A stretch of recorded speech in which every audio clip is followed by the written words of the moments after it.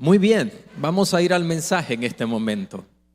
Y quiero hablarle de un tema que le hemos puesto por título: Dios tiene compasión. ¿Por qué no le dice a la persona que está a su lado: Dios tiene compasión?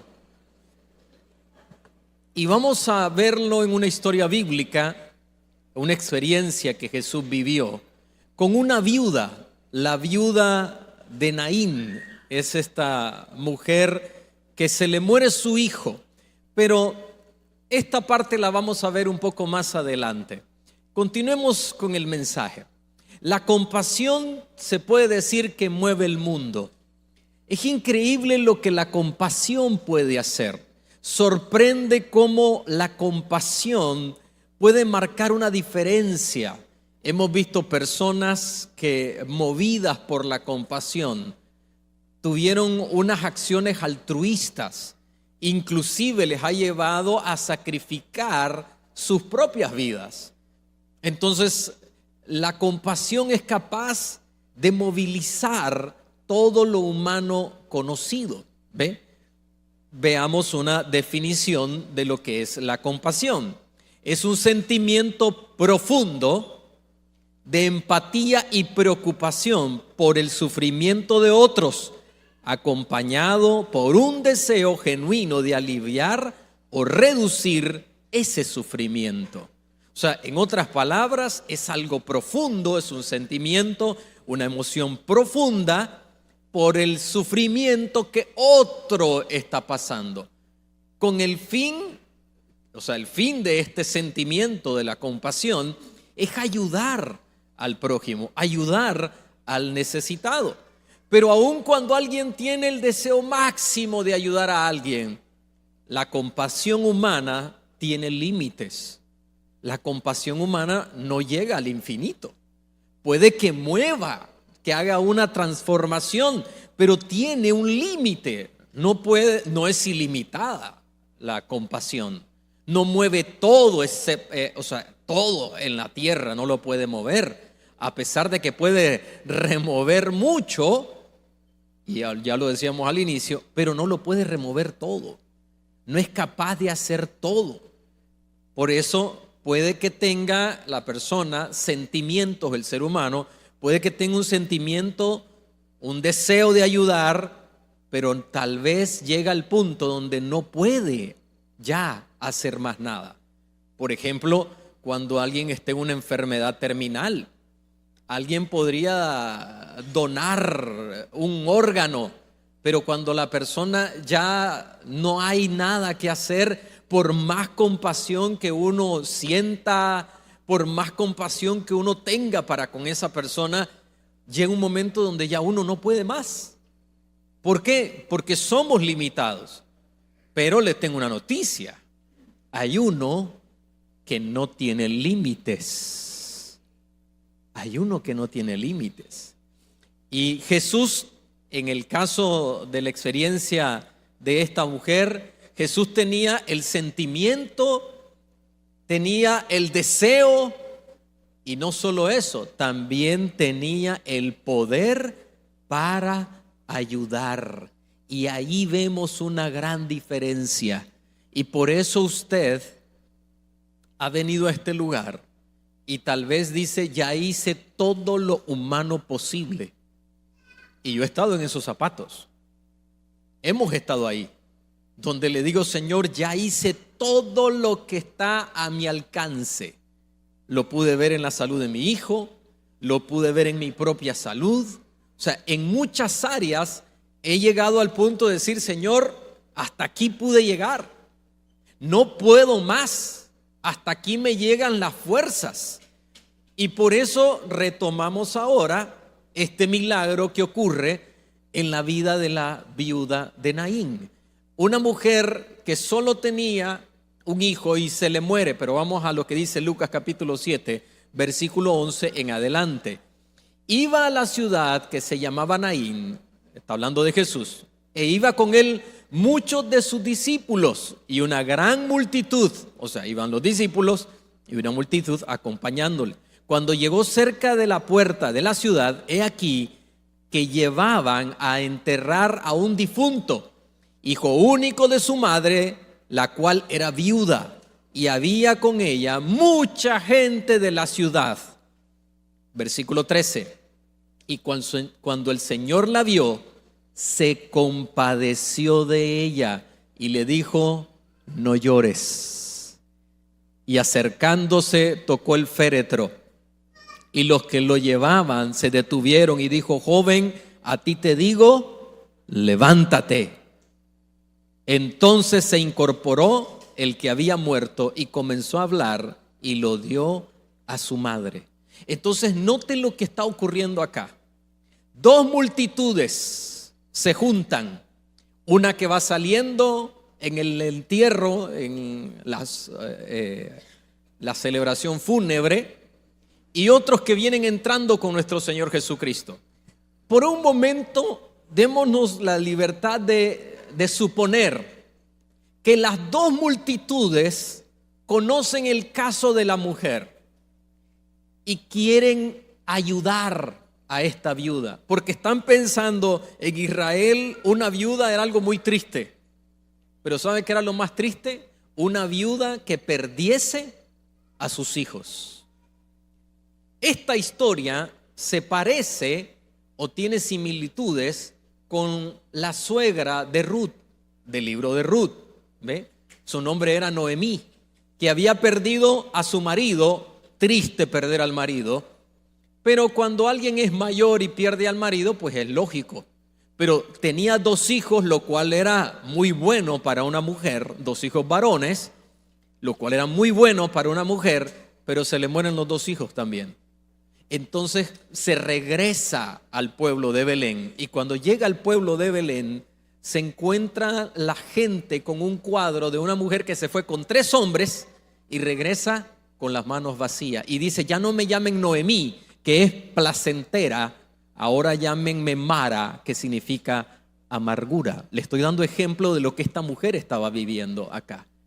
Dos multitudes que por más deseos que tuviesen de ayudarle, de colaborarle a esta mujer, no podían hacerlo. Imagínese lo que pasaba por la cabeza de aquella mujer. Los sentimientos, las emociones que estaban pasando por aquella mujer que había perdido ya lo último más valioso que tenía, que era su hijo. Se cuenta la historia real de una mujer que va en una barca con sus hijos. Todos sus hijos iban ahí.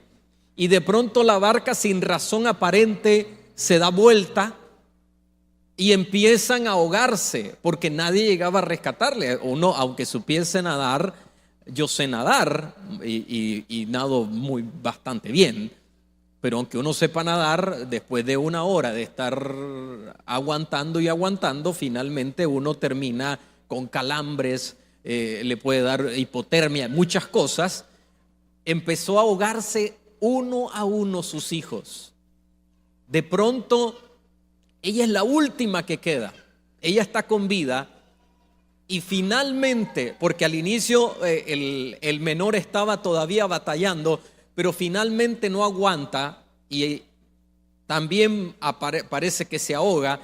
Y ella no es que no quería vivir, sino que simplemente perdió el deseo de seguir luchando.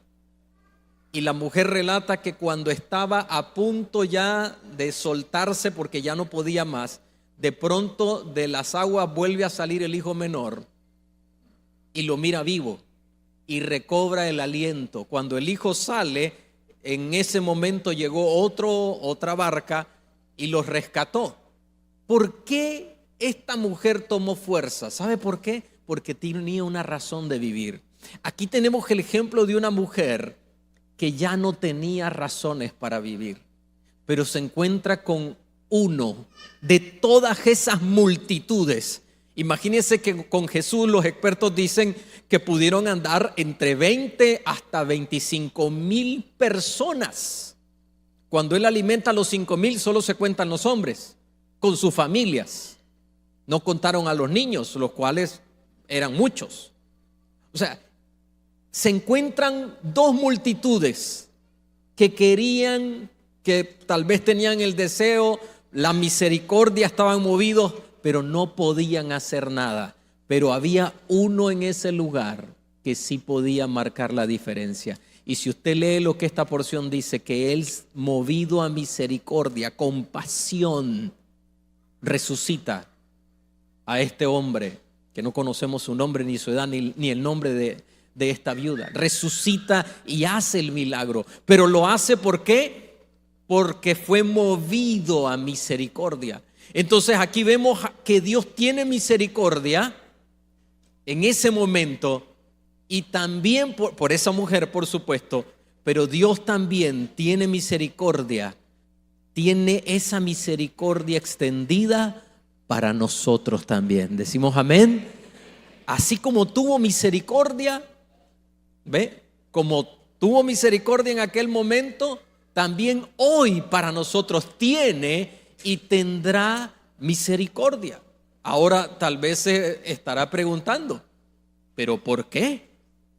¿A cuenta de qué Dios va a tener misericordia de mí?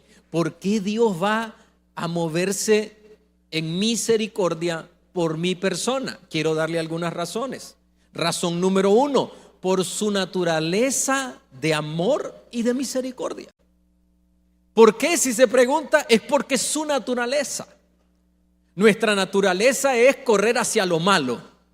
La naturaleza de Dios es amor y misericordia. De hecho, Dios no es que tiene amor, Dios es amor. ¿Ve la diferencia? Dios es amor, es su naturaleza. Actuar así es su naturaleza.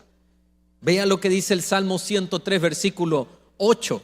El Señor es compasivo. Diga conmigo, compasivo y misericordioso, lento para la ira y grande en amor. El Señor es compasivo. Entonces es su naturaleza.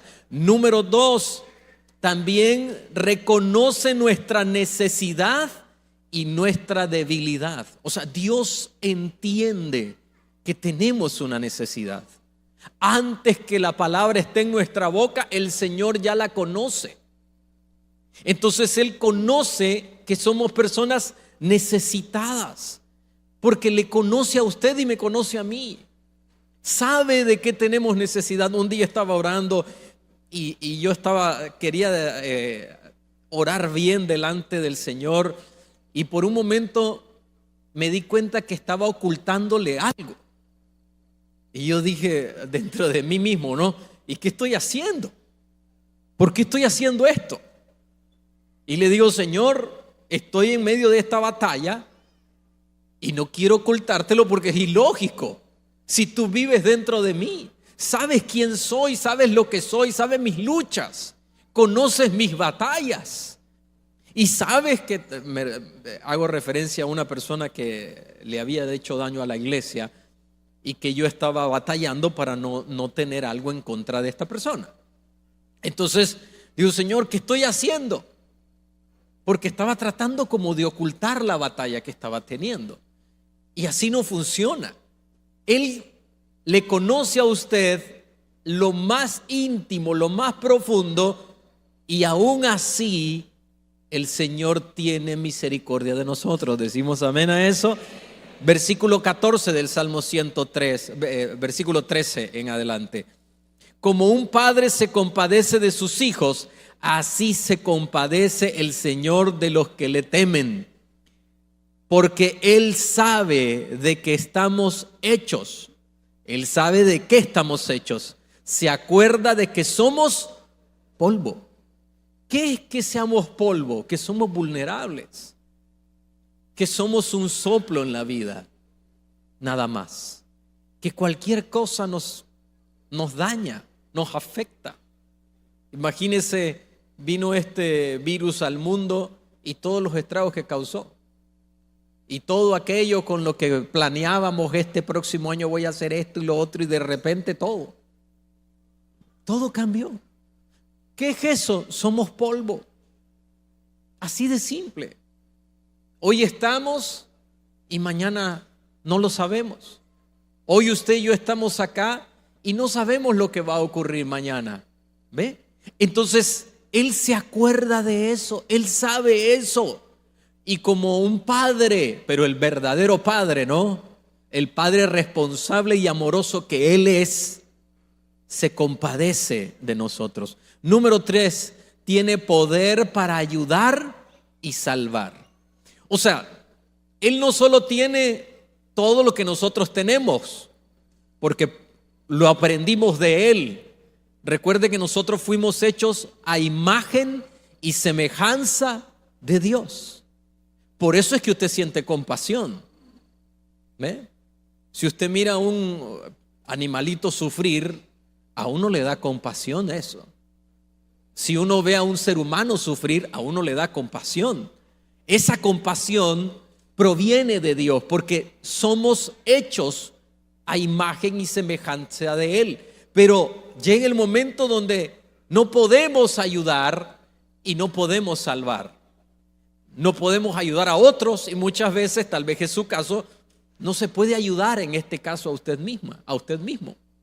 Yo lo pude sentir en el hospital, donde todo lo mejor, los doctores, esos doctores fueron maravillosos.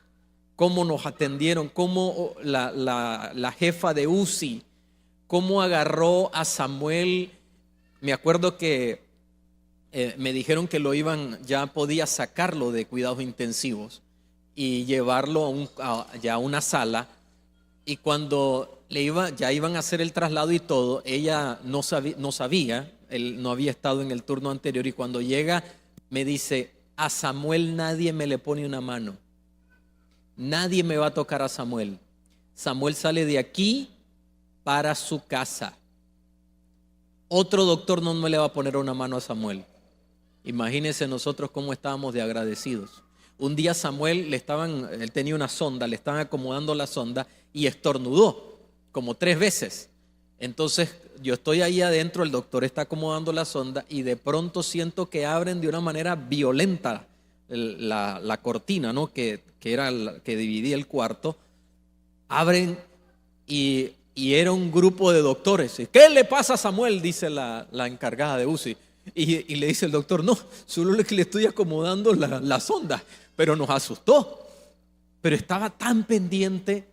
Pero sabe, aunque ella tenía amor y compasión, ya no podían hacer más nada. Ya hasta aquí llegaron. No tenían el poder ni para ayudar ni para salvar. Eso habla del ser humano, de las limitantes humanas. Pero la diferencia es que Dios sí tiene el poder para ayudar y para salvar. Amén.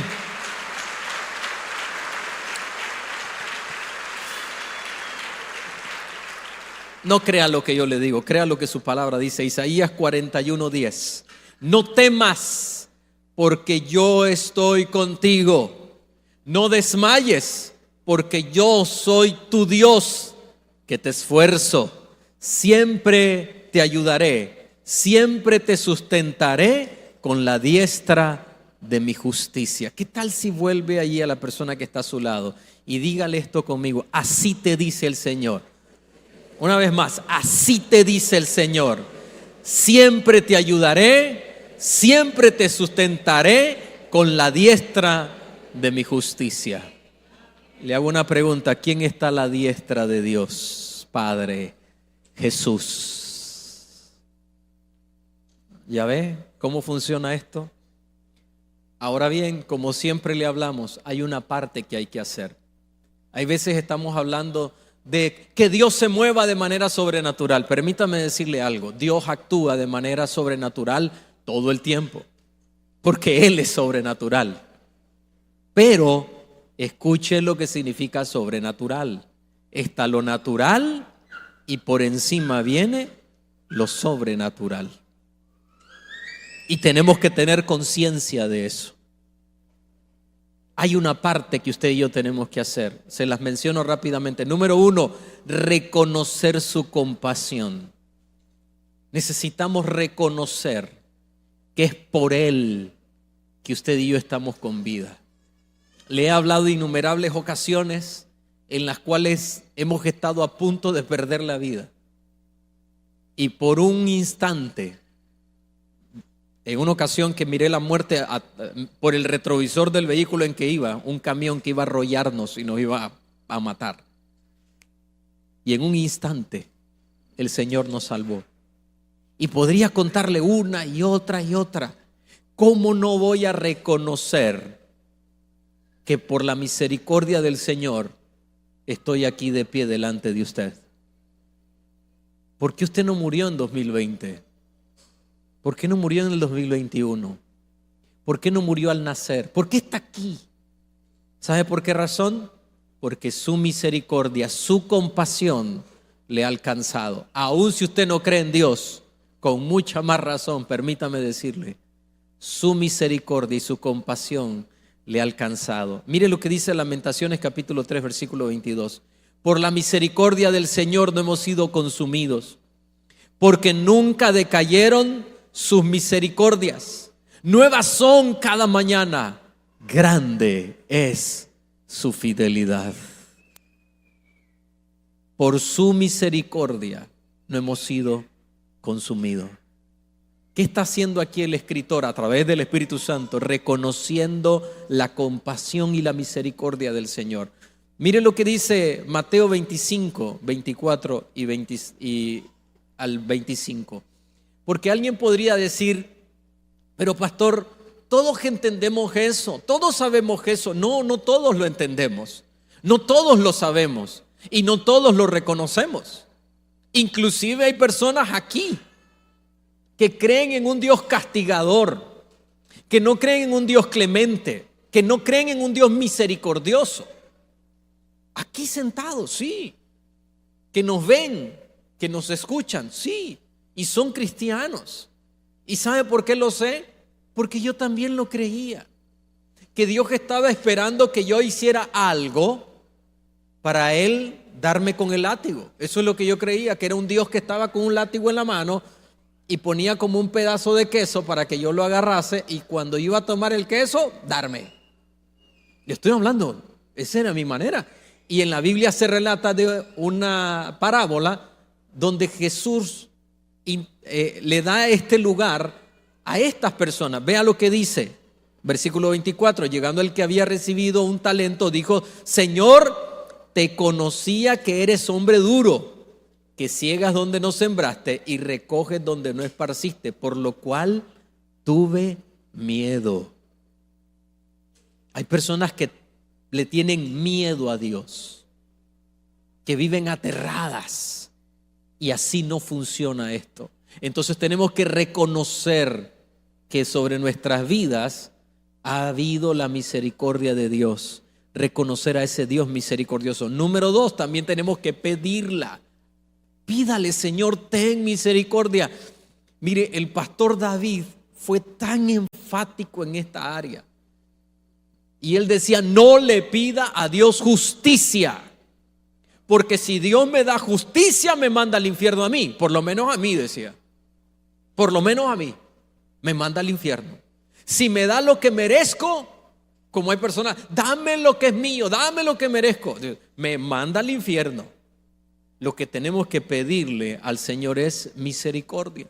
Se recuerda a aquel hombre ciego entre la multitud que empieza a clamarle al Señor, al hijo de Timeo, Bartimeo, eso significa su nombre. Hijo de David, ten misericordia de mí. Ten misericordia de mí. Hasta hay una canción, ¿se acuerda? Miren lo que dice la segunda carta de Crónicas, capítulo 7, versículo 14 en adelante. Esto es una promesa que el Señor le da a Salomón en la inauguración del templo.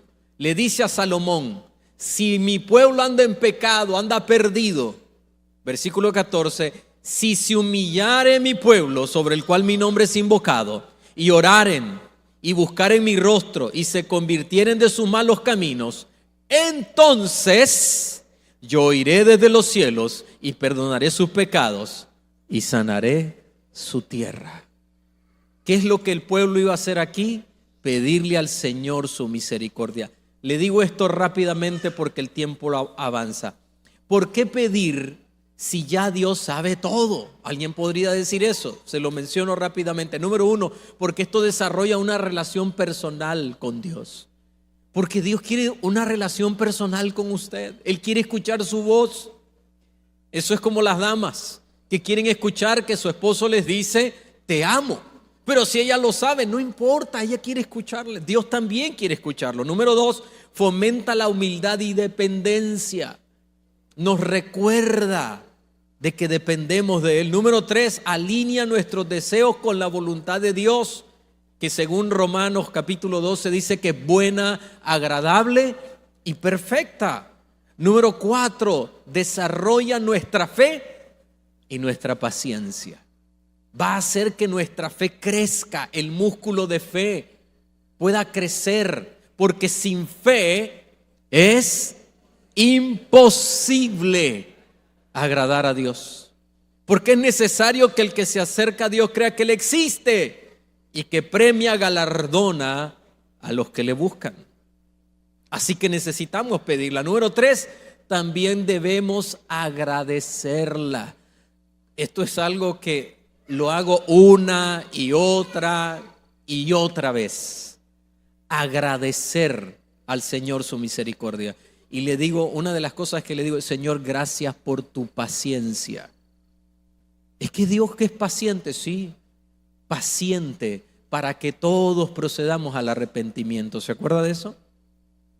Él es clemente, misericordioso. Señor, gracias porque tienes paciencia, porque tienes misericordia. Un día estaba un pastor orando por una persona que estaba haciéndole daño a la iglesia. Yo estaba ahí sentado en las sillas y entonces dice este pastor, Señor, te pido que como has tenido misericordia de mí, tengas misericordia de esa persona.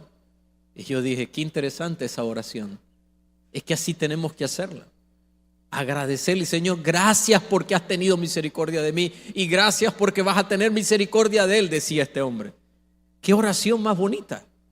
Y qué bonito sería, qué bello sería, qué hermoso sería que nosotros también seamos agradecidos. Vea lo que decía el salmista en el Salmo 107, versículo 1. Den gracias al Señor porque Él es bueno, su gran amor perdura para siempre. Esta es la Reina Valera cuando dice, porque para siempre es su misericordia. Porque para siempre es su misericordia. Ahora, por un momento, regresemos otra vez a la historia de la viuda de Naín. ¿Sabía que la viuda de Naín no era una seguidora de Jesús? La viuda de Naín no es que andaba con Jesús y ahí se le murió el hijo. No. Probablemente había escuchado, porque difícilmente en Israel había alguien que no había escuchado de Jesús, aunque dice que después de este milagro la fama de él se difundió por todos lados, lo que significa que en esa región tal vez no le conocían. Recuerde que no habían redes sociales ni nada en ese tiempo, así que posiblemente ella había escuchado a lo lejos, si acaso, que había un nazareno que estaba haciendo milagros, pero finalmente su hijo muere. Pero no era una seguidora de nuestro Señor Jesucristo. Pero a pesar de no ser una seguidora de Jesús, él fue movido a misericordia.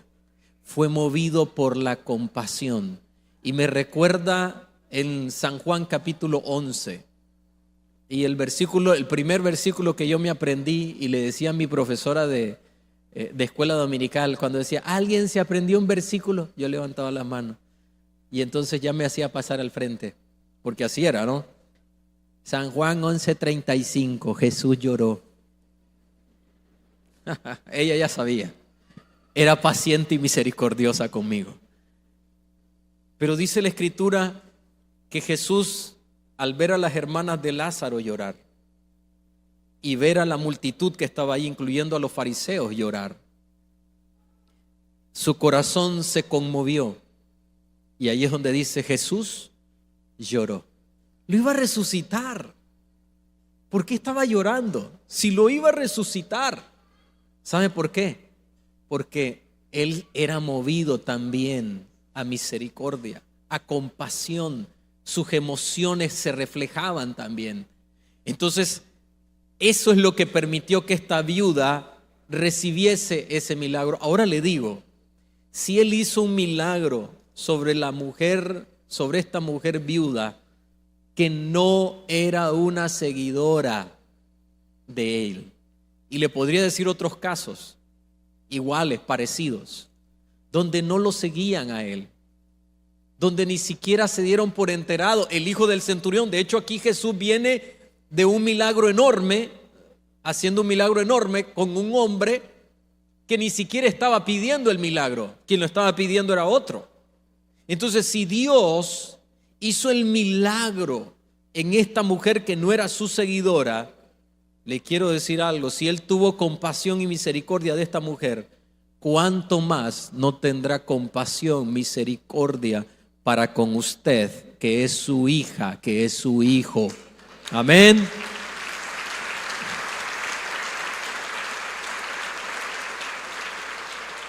Ahora, imagínense que Jesús se pone a llorar, pero no hace el milagro. Qué bonito, ¿no? Qué bonita escena, Jesús, el Hijo de Dios, pero no hizo el milagro. Pero eso no es la historia. La historia es que Jesús hace el milagro. Como creo que el milagro por el cual usted está aquí, el Señor también lo va a hacer. Entonces, no solo se ha movido a misericordia, sino que también va a proceder a conceder la petición que el día de hoy usted le ha traído. Por eso quiero cerrar leyéndole lo que dice Romanos capítulo 8, versículo 32, muy conocido. El que no escatimó ni a su propio Hijo, sino que le entregó por todos nosotros, ¿cómo no nos dará también con Él todas las cosas? Si ya Dios se movió a misericordia y envió a su propio Hijo, porque fue por amor, porque de tal manera amó Dios al mundo. Hay una Biblia que se llama Amplificada y dice: como no existía una forma de que Dios expresase ese amor, la única manera que encontró es entregar a su propio Hijo. Entregó a su propio Hijo, lo más valioso. ¿Cómo no nos dará con Él todo el resto que le pedimos? ¿Por qué razón? Porque Dios tiene compasión. Y esa es la razón que hay un milagro esperando hoy por usted y por mí. ¿Podemos decir amén? Y le damos la gloria al Señor.